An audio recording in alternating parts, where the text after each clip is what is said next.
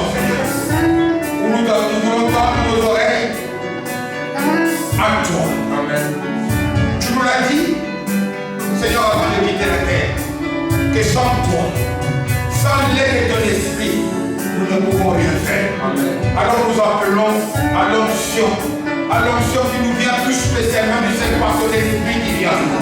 Que cette onction-là ouvre nos oreilles spirituelles. Seigneur, que bien y autant de ta parole puisse passer.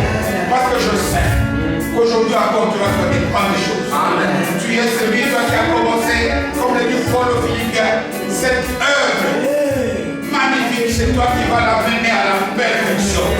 Conduis nos vies au bonheur, à ton bonheur, à ta joie, Seigneur. Nous voulons soumettre aussi cet temps. Tout ici, tout esprit, visible ou invisible, à l'obéissance totale de l'esprit de Dieu. Qu'un seul nom soit élevé, qu'un seul soit debout, qu'un seul règne, c'est Jésus le Christ. Et sans son nom de Dieu, et nous voulons l'exalter. Amen, amen. Amen, amen. Que Dieu soit loué et qu'il vous bénisse pour tous richement. Amen. Vous savez, c'est toujours un plaisir lorsque Dieu fait grâce que nous pouvons nous retrouver un dimanche comme ça devant sa face. Quand tu nous parles, quand tu nous dis des choses, c'est merveilleux pour nous. Amen. Amen. Et que l'Esprit de Dieu te fasse du bien, me fasse du bien, pour que le message d'aujourd'hui soit particulièrement et spécialement ton message. Amen. Que Dieu te parle, qu'il parle ton cœur, et que des choses bougent, des choses qui étaient comme bloquées, puissent se débloquer. Amen. Amen. Amen. Aujourd'hui, nous allons essayer, le Saint-Esprit, par la grâce du Saint-Esprit, de répondre à une question aussi importante dans notre marche chrétienne. Comment puis-je arriver à bien réagir, c'est-à-dire adopter l'attitude qui plaise à Dieu lorsqu'un chrétien fait face à des obstacles? Amen. Amen. Amen.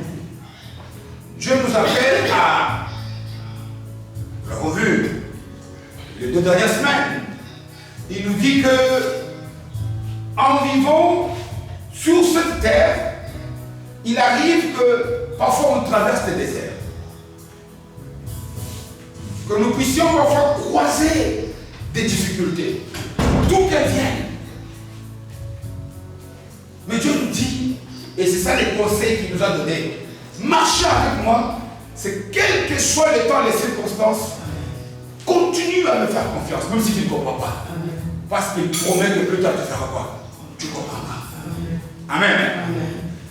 Mais pour pouvoir garder cette bonne réaction, ce bon comportement, lorsque les larmes coulent, lorsque nous sommes victimes des injustices, lorsque nous traversons des choses difficiles dont on s'imagine que je ne mérite pas ça, je suis un enfant de Dieu. Dieu nous dit que nous devons toujours continuer à bien réagir. Amen. Nous devons toujours bien réagir, ce n'est pas faire des choses qui plaisent aux hommes.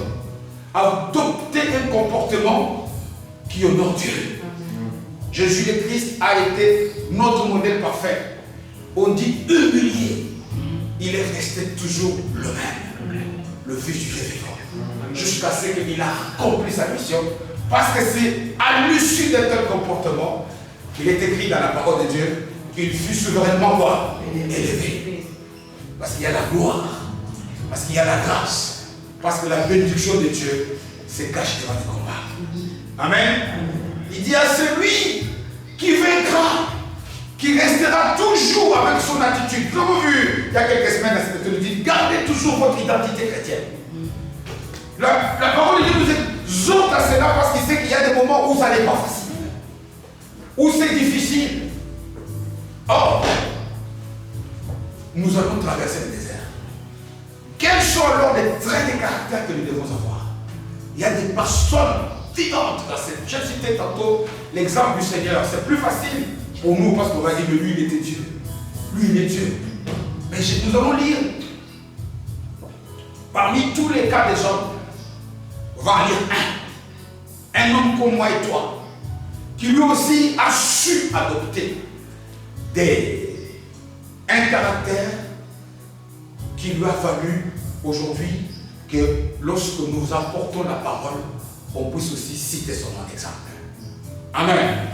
Donc, comment donc réagir? Quel caractère? Quels éléments? Qu'est-ce que nous devons avoir en nous comme force qui nous permettent de tenir ferme?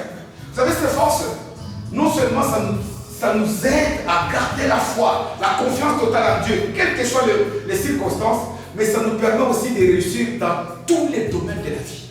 Amen. Tu veux réussir ton mariage, tu dois avoir ce caractère-là. Tu veux gagner dans le business, tu dois avoir ce caractère-là. Tu veux vivre en paix, être victorieux, tu dois avoir cela. Amen. Alors nous allons tourner la Bible dans le livre des Actes du Saint-Esprit par les apôtres, donc. On les appelle actes. Mais ce sont les actes que le Saint-Esprit a posés au travers de la vie des apôtres. Actes, nous lisons au chapitre 7e. 7e. Actes des apôtres. L'histoire de cet homme commence à partir du 6e chapitre, mais nous allons lire la conclusion qui va nous aider à avancer dans ce message très important, tout en me permettant de demander à maman patience sur Zoom, est-ce que le volume est bon? Si on peut me faire le signe, que Dieu te bénisse. Amen. Actes des apôtres, au 7e chapitre, nous lisons à partir du 54e verset jusqu'au 60e. Actes des apôtres, chapitre 7e donc, et nous lisons à partir du 53e verset jusqu'au 60e. Nous y sommes? Amen. J'ai lu la parole de Dieu au nom de Jésus le Christ. En entendant ces paroles, il est question ici des juifs religieux.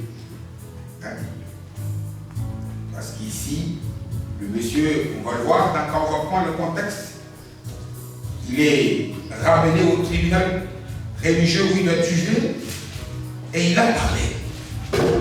Quand il dit, on va le voir tantôt. Mais le problème, c'est que le juge religieux, verset 54, je reprends donc, en entendant ces paroles, ils étaient furieux dans leur cœur.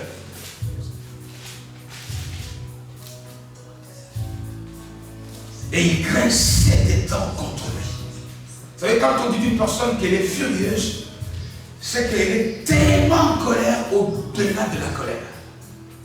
Amen. Acte, 7e chapitre, verset 54e, je suis. Donc, en entendant ces paroles, ils étaient furieux. Donc, dans une courroux, ce qu'on appelle une colère rouge, dans leur cœur.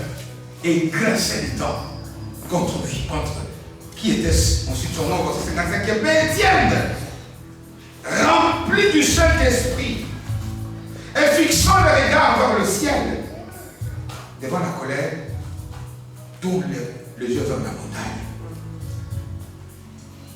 Vers le ciel, vit la gloire de Dieu et Jésus debout à la droite de Dieu. Et il dit, voici, je vois les cieux ouverts et les fils de l'homme debout à la droite de Dieu. Ils poussèrent alors des grands cris.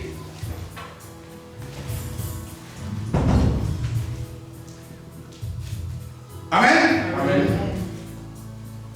Ils poussèrent alors des grands cris, verset 7e, en se bouchant les oreilles. Vous voulez pas entendre? Et ils se précipitèrent tous sur lui, le traînèrent hors de la ville et le lapidèrent. Les témoins déposèrent leurs vêtements aux pieds d'un jeune homme nommé Saül. Ça, c'est Paul. Il est encore dans ça. Ça, c'est l'apôtre Paul. Parce que c'est à partir du 9e chapitre que ça lui change. Et il lapidait Étienne. Pendant que le lapide écoutait un peu, c'était bizarre. Qui priait et disait, Seigneur Jésus, reçois mon esprit. Puis, s'étant mis à genoux, il s'écria d'une voix forte, Seigneur, ne leur impute pas ce péché. Et après ces paroles, il s'endormit. Parole du Seigneur. Amen. C'est incroyable, bien-aimé. Qu'est-ce qui peut faire qu'un homme fait de chair et de sang comme toi et moi puisse avoir un tel comportement devant une telle injustice? Qu'est-ce qui peut faire que Étienne, quand on parle de la lapidation, c'est plus que frapper, il y a tout ça dedans. Lapider quelqu'un,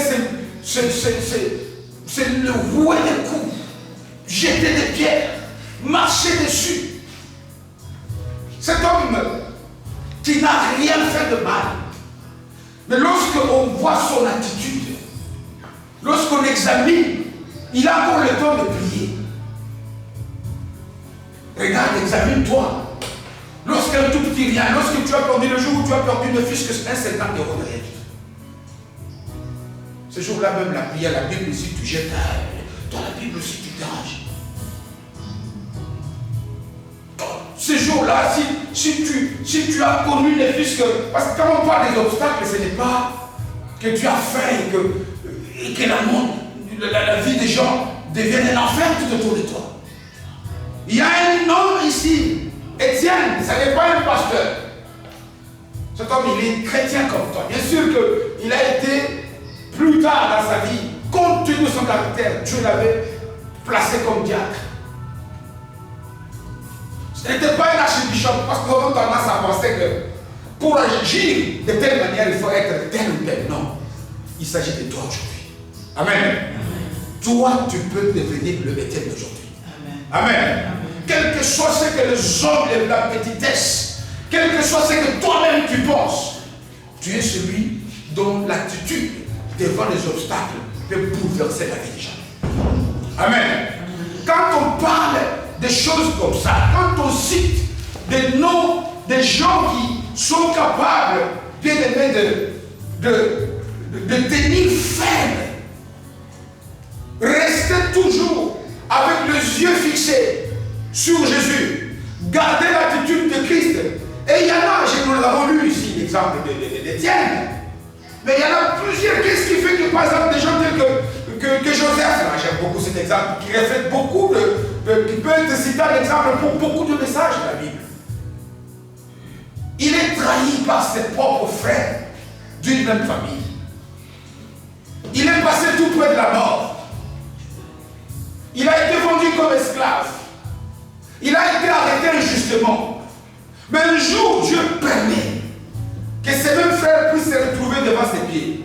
Il est capable de dire non, non, non, non, non. Tellement eux, ils avaient peur. Mais il dit non. Vous avez cru me faire du mal, mais Dieu l'a transformé en bien. Amen.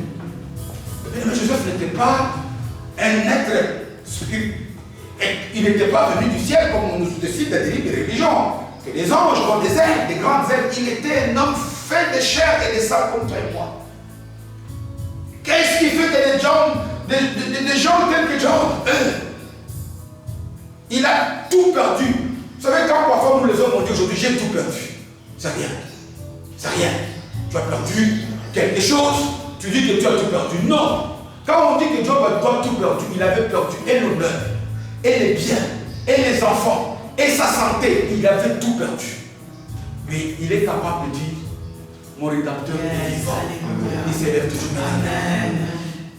Et il y a une liste ici dans la parole de Dieu.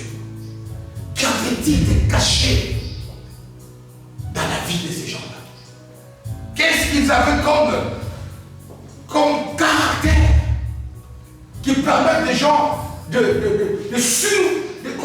surmonter les obstacles, de se dépasser, de se dire non, il y a un obstacle, mais gardez toujours les yeux fixés sur ton but. Moi, ce que je veux, c'est ça. Moi, ce que je veux, c'est atteindre cette dimension. Il y a des obstacles, oui, mais j'avance toujours. Amen. Amen. Amen. Parce que je vous ai dit, le 2 derniers dimanches, que les obstacles dans la vie On ne peut pas s'en fâcher. Ça fait partie de notre quotidien de la vie. Et Jésus, et même la parole de Dieu en général, a répété ça. Tous ceux qui voudront vivre pieusement seront comment? Persécutés. Dans Actes des Apôtres, même ici au chapitre 14e, on dit ce n'est pas des tribulations que nous allons conquérir le royaume de Dieu. Amen. Amen. Parce que quand on parle des obstacles, il n'y a pas que les obstacles que les gens en face de nous peuvent nous créer. Les obstacles, c'est parfois comment vivre une vie de foi dans ce monde.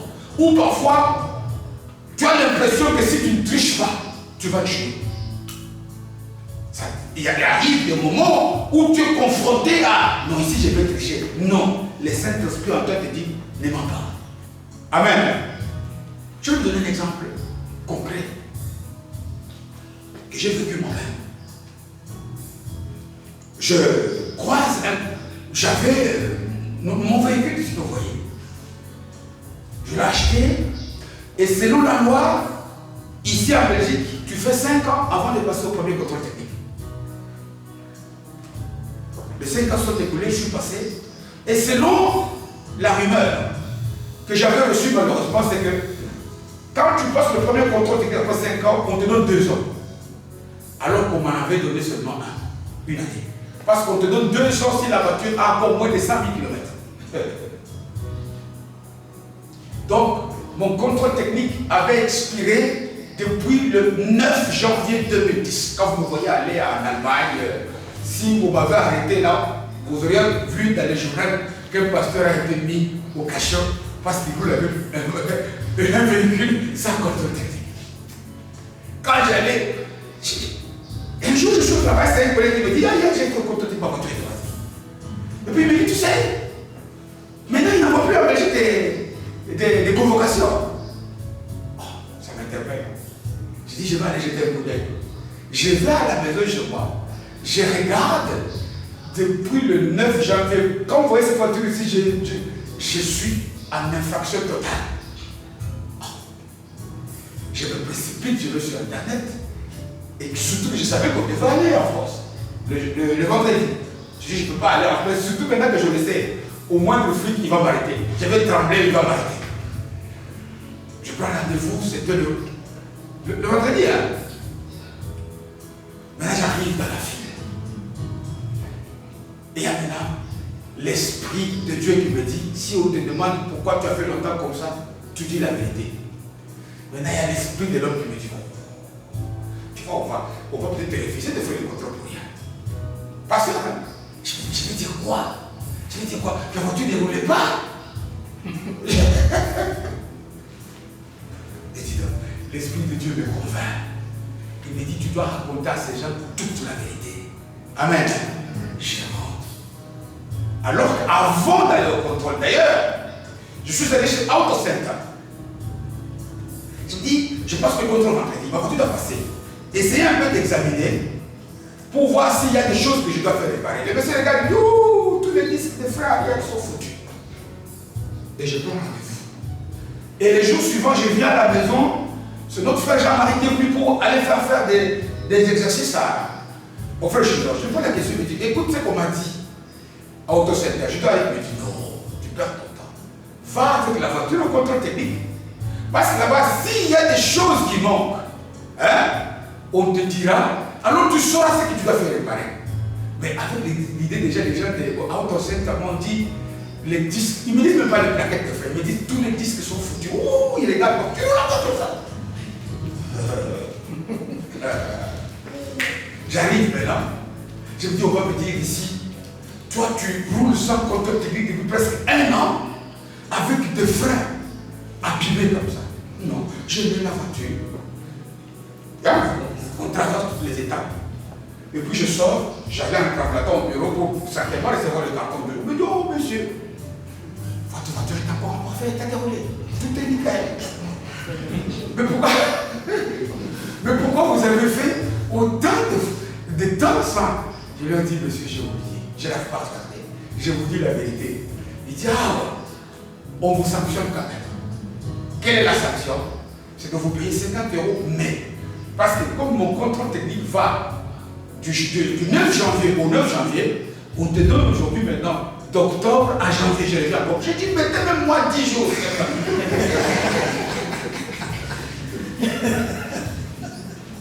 Ce sont des obstacles.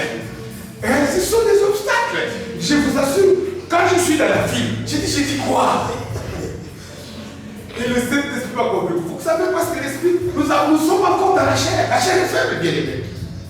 Tu te dis, tu vas dire tout simplement, tu vas dire, écoutez, et le monsieur rigolait parce qu'il dit avec toi, oh, non, on a refusé, on n'envoie plus de convocation parce qu'il paraît que ça rentre dans la vie privée des gens. Oh, vous vous dites, c'est dommage, ils devront pour revenir. J'ai dit, c'est pas en revenant maintenant en octobre, ça va marcher, que dans 2 mois, ça va pas marcher. Vous me dites de payer 50 €. Si j'ai été chez Auto Center, j'aurais pu payer peut-être pour les frais, peut-être 800 €. Ce sont les disques qui étaient arrivés. Peut-être 700 €. J'ai dit, même si vous m'avez dit, je suis désolé, 100 €. Donnez-moi même une semaine. Amen. Acclamons le Seigneur parce qu'il est. Quelles que soient les circonstances. Amen. Amen. Parce qu'il est écrit dans la parole de celui qui sera fidèle dans les petites choses. Amen. Dieu va lui donner des grandes. Je ne peux pas dire ça, ce n'est qu'un contrôle technique. Amen. Parce qu'on reconnaît l'attitude, l'identité des chrétiens, non pas à l'église de dimanche. Amen. Non pas quand il est en face des chrétiens, quand tu es seul.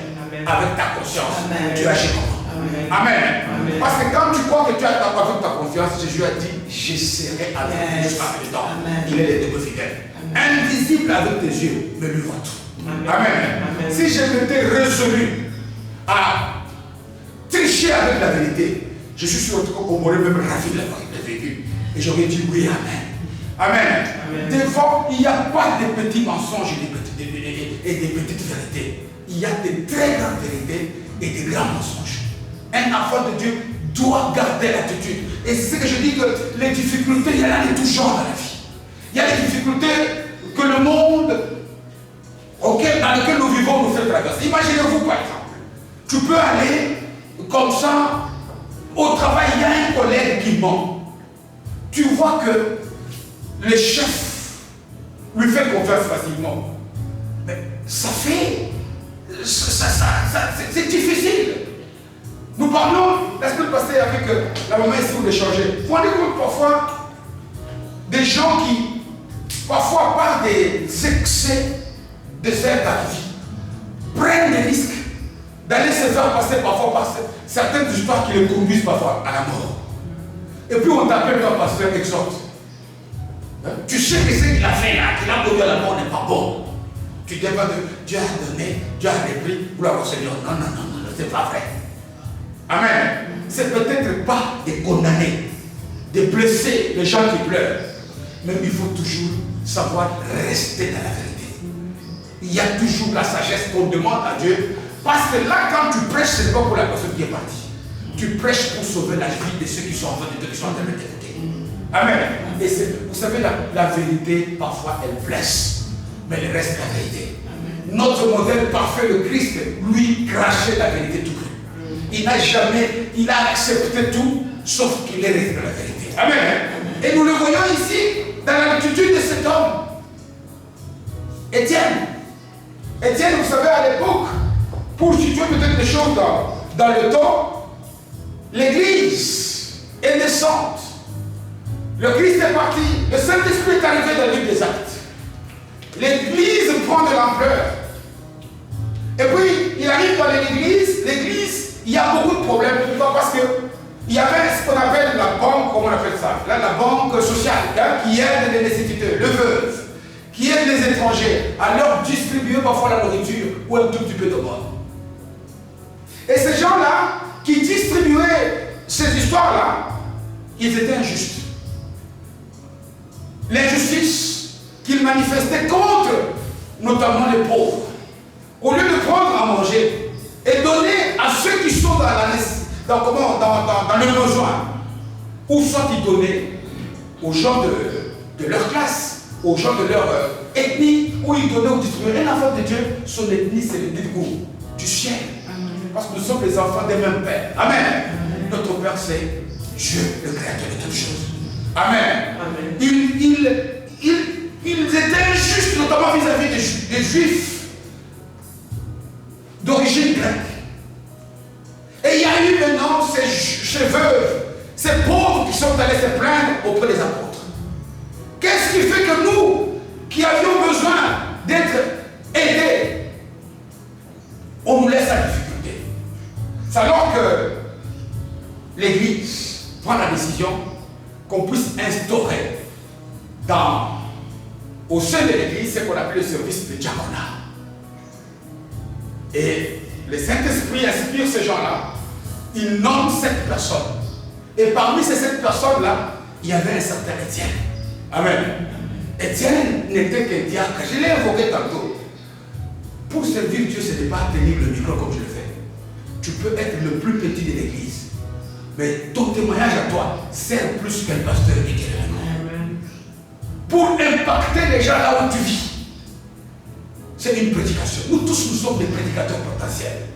Parce que quand Paul dit, soyez mes imitateurs. Jésus l'a dit. Il dit, soyez mes imitateurs, comme moi je suis de Christ. Qu'est-ce qu'il est en train de dire? Regardez comment moi je vis. Faites-le et vous allez accomplir la volonté de Dieu. C'est un homme, Paul. Nous voyons ici qu'il a été une fois aussi païen. Paul est témoin de la lapidation d'Étienne. Il est méchant. Qu'est-ce qui fait que cet homme, lui, quand il change, c'est la véritable métamorphose. Comme une chenille qui n'est plus chenille, qui devient un véritable papillon. Il n'y a plus de ressemblance, c'est le jour et la nuit. Qu'est-ce qui fait? Nous devons comprendre ce genre de messages. On ne parle pas à quelqu'un d'autre. Tu dois te dire en sortant de ces cultes, Dieu m'a parlé. Amen. Amen. Moi, dorénavant, dans mon couple, je vais impacter la vie. Amen. Dans mon environnement, il faudrait que quand les gens me regardent, même mon langage édifie, même mon caractère édifie, même la manière dont je fais les choses, les gens disent non, il est différent des autres. Et c'est très facile parfois. Combien de fois nous avons vu les gens de certaines confessions qui disent des choses, mais quand tu regardes à sa vie, j'ai reçu un bien-aimé la semaine passée là, qui dit quand tu regardes mon épouse, quand tu l'entends prier, ça te coupe même, tu perds tes mots, tu dis mais tiens, c'est Paul à côté qui prie quoi. Des prières terribles. Mais après la prière, quand tu vois la manière dont la personne agit, tu dis mais c'est le jour de la vie. Je ne sais pas si j'ai déjà donné la réponse de ce grand pasteur-là qui venait, lui n'était même pas capable. C'est comme ça que ça se passe au Congo. Quand je suis au Congo que je dois prêcher, parfois ça me fait. Moi je ne connais pas ça. Tu ne peux pas tenir la Bible. Il y a des gens qui disent, moi j'ai envie de prendre ma Bible. Et alors, c'est le pasteur-là. Les gens, les diacres venaient l'attendre à la porte. Avant le culte, ils prennent sa mallette, ils prennent sa Bible. Mais un jour, ils sont plus, le culte commence à telle heure. Ah, aujourd'hui, 13, le frère David est arrivé ici avec une heure d'avance. Seigneur te bénisse, amen. Il n'avait pas réglé sa voix. Seigneur te bénisse, c'est cette histoire que tu as eu maintenant. Il nous a entendu dire ici, amen. Alors, je disais que les diacres sont dans la cour, dans le jardin, ils voient la grosse Bible du pasteur, je ne peut-être pas la table du pasteur. Dehors, dans le jardin, pouf, la femme qui sort. Vous pouvez partir au culte. Ça, ce n'est pas un enfant de Dieu. Cet homme était un païen. Pourquoi? Parce que c'est qu'on peut voir de cet homme. Quand il est à l'église, il tient le micro. On dit, mais ça, c'est la nouvelle création. Mais quand il est dans sa maison, c'est l'enfer. Où est-ce que vous avez déjà vu quelqu'un dont les enfants et l'épouse, ils disent, ah, quand ils voient la voiture au loin, il est encore arrivé. Il te donne même un surnom. Oh, le dragon est arrivé. Tellement tu es méchant. C'est toi. Ouh, la voiture du dragon. C'est toi. Quand tu rentres, tout le monde est calme. Personne ne respire. Les gens qui regardaient la télé commencent à partir. Il y avait un match de football. Ils te laissent tout seul. Personne ne veut pour regarder la télé. Amen. Je le dis pourquoi? Parce que c'est ça la vérité. Nous sommes appelés à ce que plus notre comportement édifie que les versets qu'on sort de la bouche. Oui, maintenant si les versets correspondent à notre attitude, la vie va être changée. Pourquoi? Parce que nous sommes les témoins. Il n'a pas dit pasteur, soyez des témoins. Il a dit, vous chrétiens, soyez des témoins.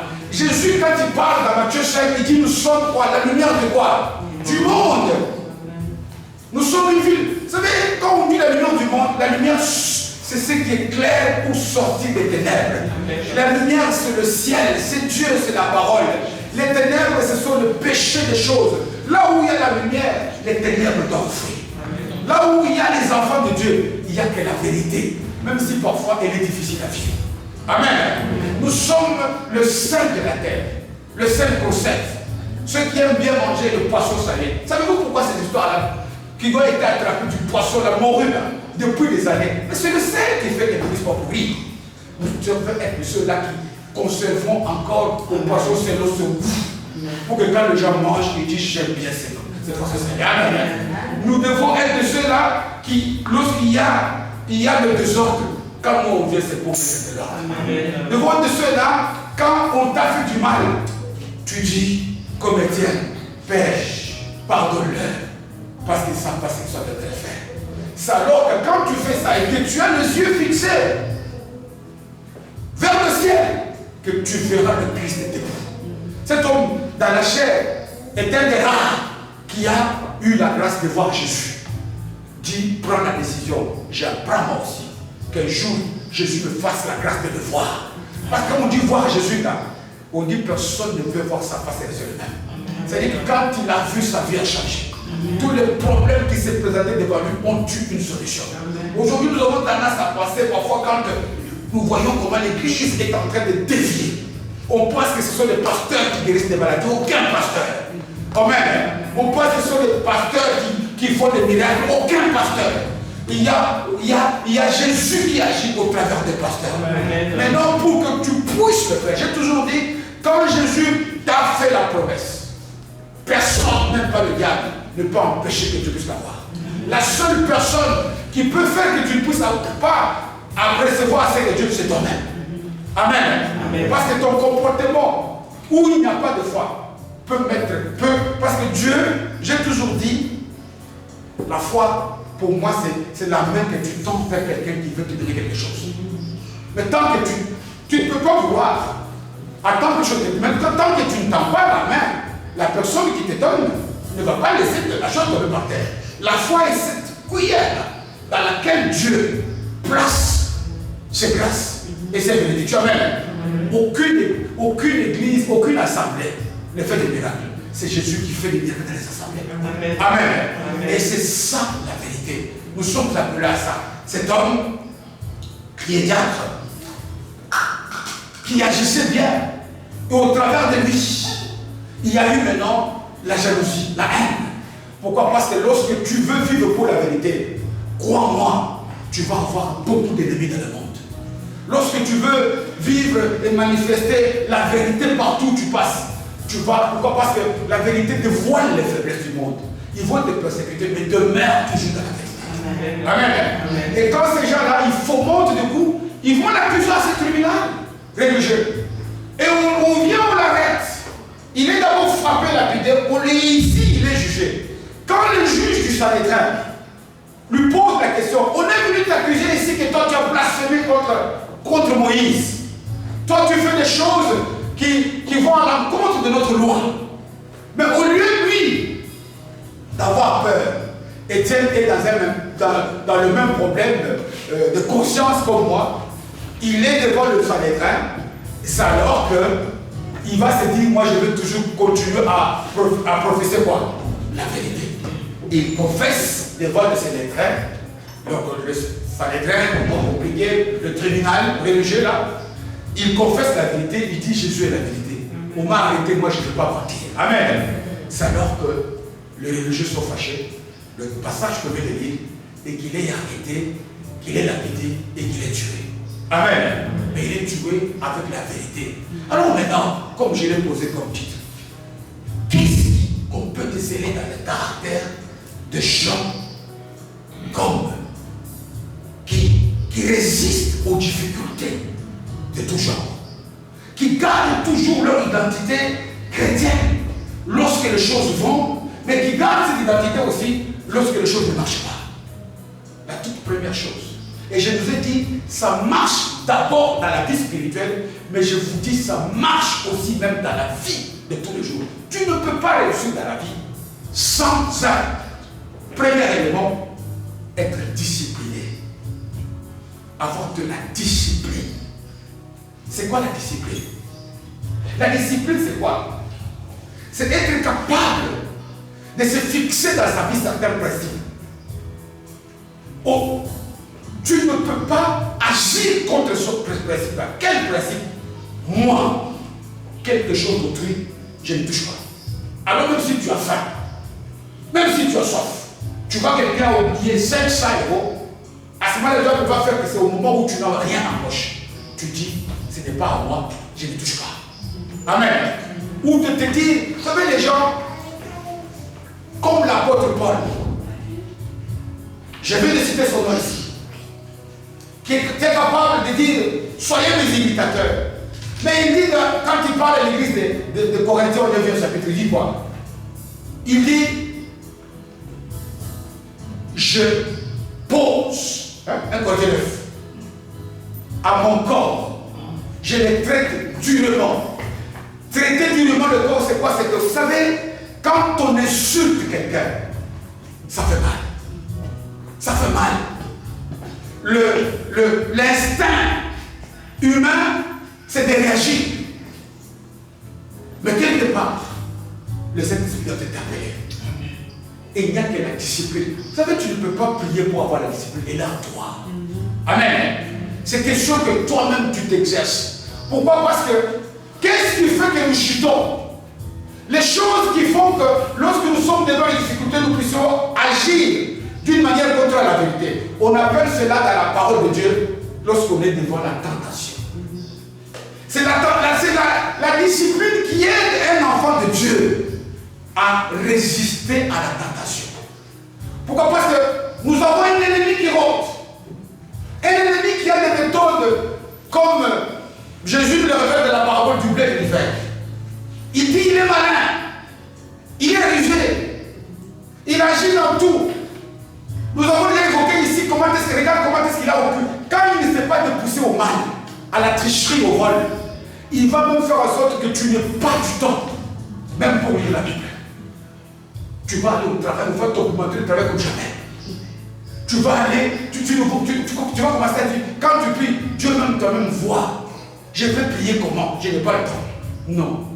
Le peuple d'Israël, en Égypte, quand Dieu a suscité Moïse, on dit, j'ai entendu quoi? Les cris. Les cris, ça voudrait dire quoi? Ils adressaient à Dieu. Des prières, mais pourtant ils étaient dans la souffrance. Et ils travaillaient pour vous. Amen. Amen. Amen. Quand tu n'as pas le temps pour Dieu, crée ce temps-là. Amen. Amen. Amen. Crée ce temps, tu n'auras pas. Regarde aujourd'hui. Tu peux observer, nous étions hier, quand on était au mariage en France, tout le monde sur son geste. Avec le télé, tu vas voir les temps. Beaucoup moins on a beaucoup de temps pour les réseaux sociaux. Mais on n'a même pas 5 minutes pour la prière, on trouve que c'est un enfer. Dieu, je vais le faire comme. Voilà pourquoi il a rendu le monde un peu compliqué. Tu peux te mettre devant la PlayStation, même si tu vas te réveiller à 6 h du matin, jusqu'à 4 h, tu es encore toujours avec leur lunette là, comme des monstres, dans le noir. J'ai parfois des collègues. Il y en a qui pensent que je parle d'eux, mais ce n'est pas eux. Peut-être que je connais ceci. J'ai des collègues, tu vois quelqu'un qui vient comme ça, KO quand on travaille le matin. KO. Parce qu'il a joué, parce qu'ils font des paris d'argent sur ce genre de trucs-là. Et les gars ne vont te piéger, tu vas faire la même fois, tu gagnes l'argent. Tu commences maintenant à mettre. Tu commences à mettre. Tu regardes, tu travailles à 6 h, paf, tu veilles.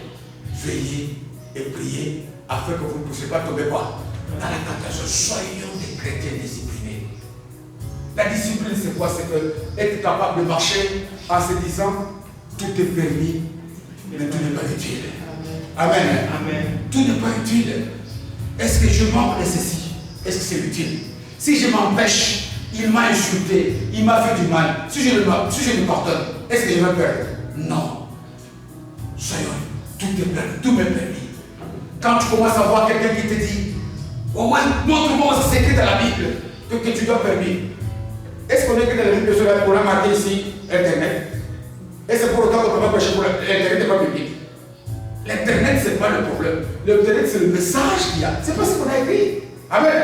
Il y a tout dedans. Soyons des chrétiens disciplinés. C'est la discipline qui fait qu'une famille tient. C'est la discipline qui fait qu'on puisse réussir à l'école. Tu n'es pas discipliné, tu vas échouer. Parce qu'étudier, ça nécessite beaucoup de discipline. Et surtout que l'ennemi, Jésus nous dit, quand lui vient pour mettre la semence du diable, il ne vient pas n'importe quand. Il dit pendant la nuit qu'il vient mettre livré. Amen. Parce qu'il est malade. Il va attendre. La nuit, c'est quoi? C'est lorsque tu es distrait. C'est lorsque tu es confronté à une circonstance telle que si tu ne dis pas ça, tu n'auras pas, comment on dit, le contrôle technique. Alors que ce n'était qu'un mensonge. J'ai dit la vérité, j'ai eu le contrôle technique et j'ai payé moins que si j'avais menti. Amen. Amen. Soyons des chrétiens disciplinés. Disciplinons nos vies.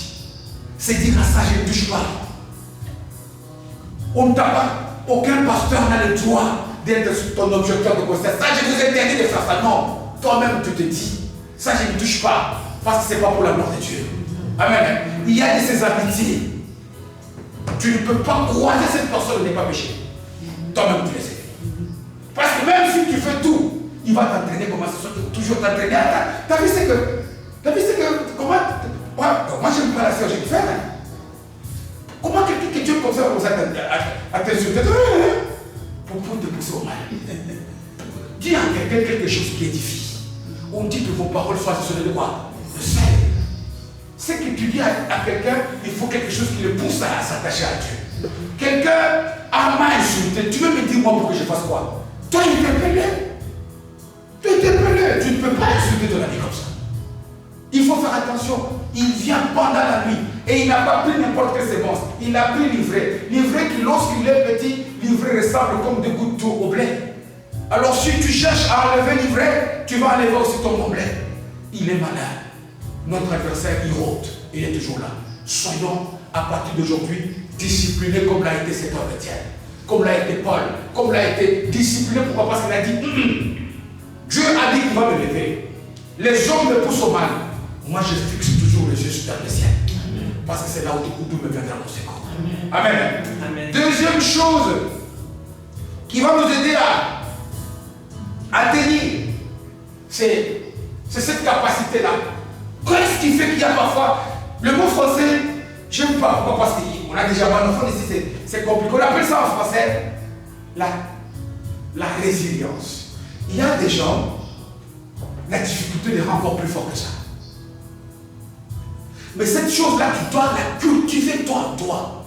Il y a quelqu'un que c'est lorsqu'il est devant des défis. Tu n'as jamais vu une personne qui paraît douce. Mais lorsqu'un lion paraît devant, pourquoi? Parce que la difficulté là, mais tu dis, mais je ne l'ai pas reconnu. Elle peut sauter à un lion de 10 mètres. Travailler à nous. Pourquoi? Parce que la vie sur cette terre, nous sommes obligés à...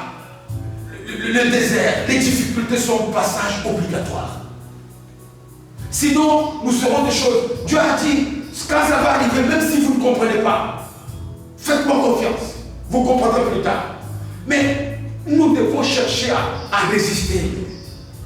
Dieu vient y voir, comment il s'appelle? Le successeur à Moïse, Jésus. Il le voit. Qui a dit, mais c'est pas possible.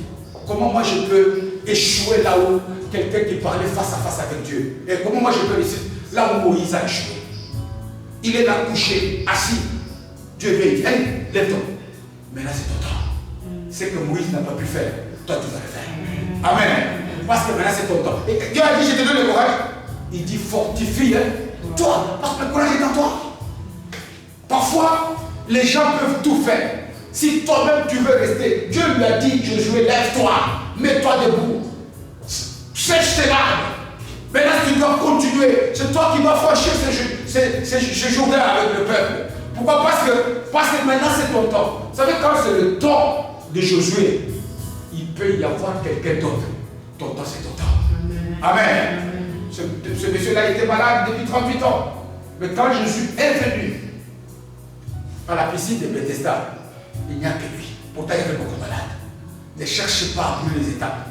Dieu est le maître des temps et des circonstances. Le jour où il aura pointé, prends courage, lève-toi, avance, reste content. Il y a quelqu'un ici, peut-être on devait le rappeler comme le temps avance, dont la vie marque cette inconstance, dont la vie est l'exemple type. Pourtant, c'est fut quelqu'un que nous tous, on a déjà entendu parler de lui, qui montre que nous devons être des chrétiens résilients, des chrétiens constants, résistants aux épreuves, résistants à la tentation. C'est Samson. Amen. Nous verrons peut-être par la grâce du dimanche prochain, du dimanche d'après, ou même plus tard, nous verrons la vie de cet homme, qui est le reflet du manque de résilience. Le nom de cet homme, Samson, qui veut tout simplement dire à l'hébreu, lumière. Lumière. Quand on voit, il est là. Pourquoi? Parce qu'il devait éclairer d'abord la vie de ses propres parents, mais il devait aussi la solution pour Israël qui souffrait. Mais à cause du manque de résistance, il est mort avec les yeux crevés. Et pourquoi? Parce qu'il a manqué de manifester devant certaines difficultés de la vie son identité chrétienne. Amen. Et enfin, pour terminer aujourd'hui, nous commentons à l'argent. On ne peut pas réussir quand on oublie la persévérance. On l'a enseigné ici, il n'y a pas longtemps. Persévérer, c'est quoi? Ce que je ne peux plus avoir aujourd'hui. Je continue parce que je crois que je vais l'avoir demain. C'est ça la persévérance. J'ai déjà donné, aujourd'hui nous avons des ampoules ici qui nous éclairent. Mais il a fallu plus de 1000 tests pour que l'inventeur de l'ampoule, s'il s'était arrêté à 900, aujourd'hui on vivait avec des bougies. La vie s'est continuée. Parce que ce que tu n'as pas aujourd'hui, avec Dieu, certainement que tu l'auras demain. L'Épître de Hébreux nous dit, Hébreux 12, je pense, nous avons chez nous, nous aujourd'hui, nous avons une multitude de témoins. C'est-à-dire que les gens qui sont les héros de la foi, qui ont été récompensés par la grâce de Dieu à cause de leur foi. Nous avons ces témoins-là. Mais qu'est-ce qui a fait qu'ils puissent atteindre ce qu'ils attendaient? Il dit par leur foi et par la persévérance. Je ne sais pas où est-ce que quelqu'un ici veut s'arrêter. Même si le ciel devant toi paraît sombre, je te dis que la lumière de Dieu va l'éclairer. Même si en toi il y a des doutes, dis avec Jésus, je ferai des exploits. Amen. Rien ne peut arrêter Dieu. Dieu est le Tout-Puissant.